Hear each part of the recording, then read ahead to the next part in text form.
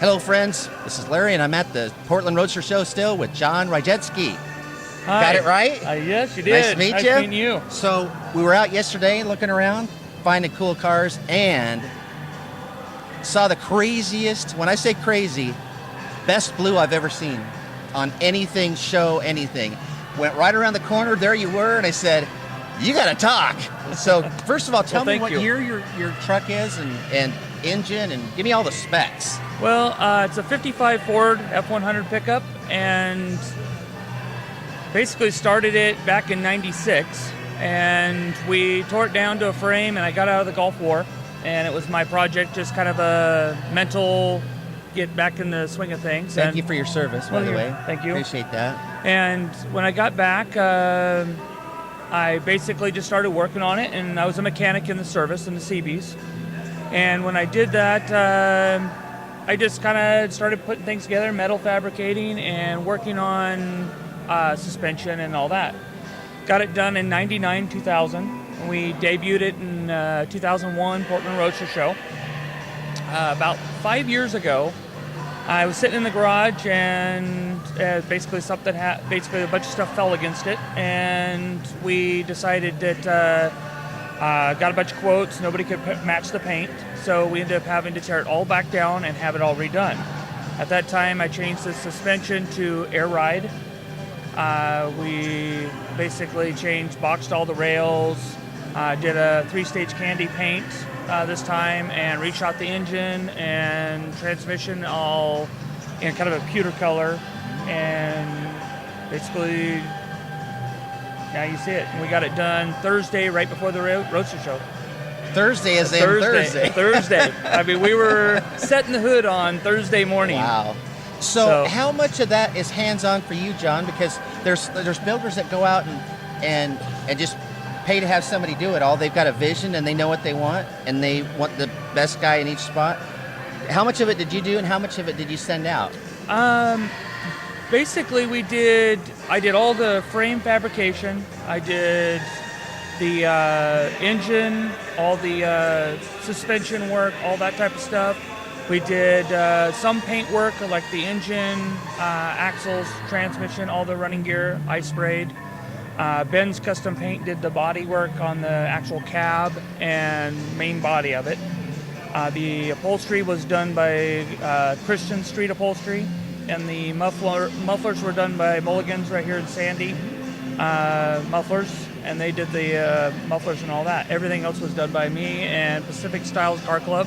Wow. And so a bunch of buddies and good friends, Jamie and Alan, came out almost every weekend, and him and I just threw ideas back and forth, and should we do this, should we do that, and spent almost 200 hours just blocking and body working the frame.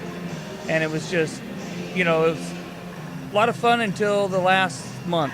Then it was really down to the grind, and it was just a lot of hours till 3:34 in the morning just to get this done. So you really are just now getting to see the fruits of your labor. I mean, it just happened, so you're still probably blown away and kind of excited about what it all looks like, as much as we are. It is. It's surprising. I mean, you walk around and it's like, I can't believe that we did that. Yeah. I mean, it really is surprising because of all the time and effort. And my wife was really supportive through the whole process. And I think some nights she wanted to kill me because we were making so much racket at 3 or 4 in the morning, but because it was all done in a 2-car garage. Wow. So that and an enclosed trailer is storage. Wow. So we just threw a bunch of stuff in the closed trailer and trying to get things done. So did Ben's do the paint then too? He did. Okay, because obviously that's what drew me to it right off the bat.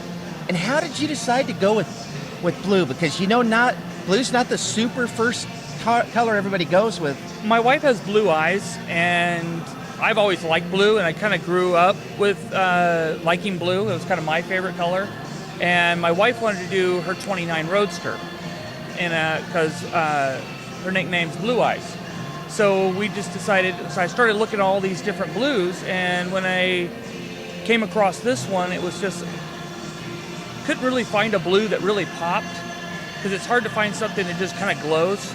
And we found this one, and it was like, that's gorgeous, because the round fenders and all that's going to really make that candy reflect all the different colors. So it was definitely a hard choice, and you're always questioning whether or not you made the right choice until it's together. But after seeing it here in the Roadster Show and all the lights on it and all that, it was just like, wow, it really made a big difference. So, this will be one of those cars, though, still that we won't be able to capture it in photos. This is a car that if you're going to be out at a car show, people need to go see this truck, because you won't believe how that blue looks until you see it with your own eyeballs. I mean, even when you picked it out, you couldn't have envisioned what it would look like under those lights and how we good that actually would did look. a couple spray outs. Oh, so you did put it under some stuff. Yeah, so we Wow. looked at a bunch of chips and sprayed a couple panels out, and because it's a candy, it's how much candy do you put on it. So depending on your layers and all that, you can change that color. Did you buy Jolly Rancher then? I mean, what on earth? How did you get you obviously put a lot of color, so. I did. It was definitely a process. So it's pretty much a custom one-off color, and the painter and I decided that we're not going to reduplicate it. So he said unless I okay it, he wouldn't paint another car. Wow. So it kind of keeps it original. Now, have you? Let's switch gears to the engine. Have you dynoed any of it? You have any idea what kind of horsepower you got? Before the truck was tore down, the motor was already, it's between 450 and 500, depending on your RPM, somewhere about, right now it's 11, almost 11 to 1. It's 10.89 to 1 compression. It's a little rough on pump fuel. I have to run a little nav gas, but for the most part, it should be right there around 500 horse. When I looked on the inside of it, you lifted the console so I could see what was in there. What all? I mean, it looks like stereo stuff. Is that what it is? And you finished it out really beautifully. There's MB Court 6.4 tweets in the door, and then we've got JBL Competition 10 going down firing, and then we have 2 Alpine amps. So a mono and a standard amp. So one of them's 600 watts, the other one is 900. Wow. So how's your ears? I don't have what.